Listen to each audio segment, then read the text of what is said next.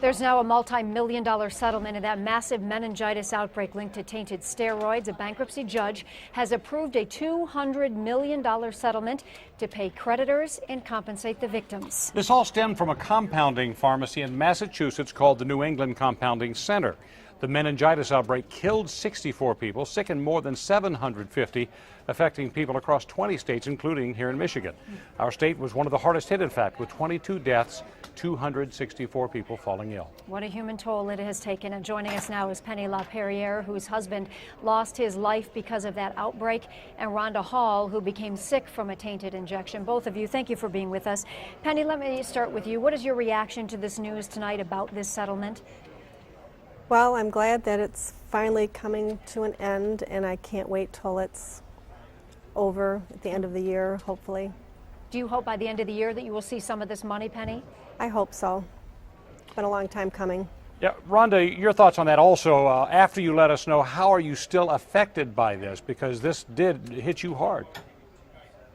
Yeah, it hit me real hard. I have to say, like Penny, I'm glad it's coming to an end, but for me, it's not coming to an end. It's just getting worse. I almost had a heart attack Christmas Eve. I came out here to California to help my daughter, and she ended up taking care of me because I got an abscess, and I ended up in the hospital. So it's just an everyday thing for me. It doesn't end. And will the money help when it does get there? Does it mean anything to you? Truthfully, I'd rather give all the money back if I could have my health. I don't think they could pay anybody enough. My understanding by talking to the both of you, at this point, you're not entirely sure how this is going to work, right? Because I understand this is not, as we mentioned, this is not just to compensate victims for the pain and suffering you've been through. This will go to some health insurers and providers who maybe you all haven't been able to pay to deal with the medical bills you faced. Is that right?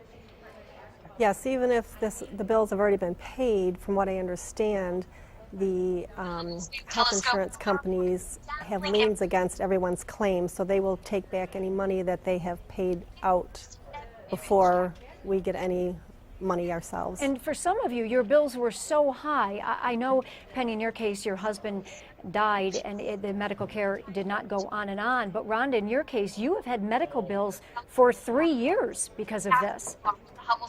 Well, we've actually never received a medical bill yet, but from my understanding, once the settlement comes through, we're supposed to pay back the insurance portion. And you know, I do apologize if the audience hears this. I feel like we're getting a little something in our Skype connection. Like we're getting some bad audio in there from something else. Rhonda, hold on there because it's coming from your end. So Penny, we're going to talk to you for a couple seconds here while we see if we can clear that up there. So more on this, the expense, because I know you've been in touch with other victims from the area. I mean, what is the commonality you find in the thoughts about how this happened, why it happened, and where you've been in these last 3 years? Well, why it happened is, you know, that's obvious. Somebody didn't keep track of keeping the clean room clean, and there was a lot of greed going on, and people just didn't care. The owners of the NECC obviously didn't care what happened to the patients that got their injections.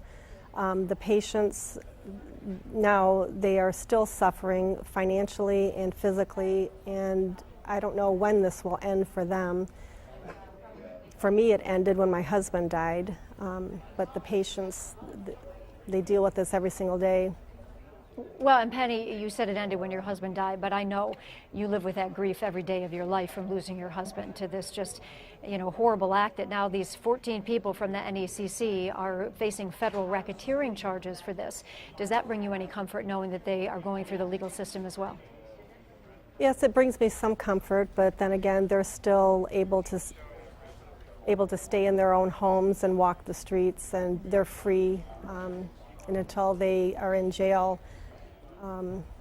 there is no justice. Penny LaPerriere, we do thank you for your time again, and we hope some relief comes from all of this. Also, Rhonda, thank you very much. Rhonda Hall, for your time also, and sorry about the little disconnect there on Skype. I wish you the very best with your health, Rhonda.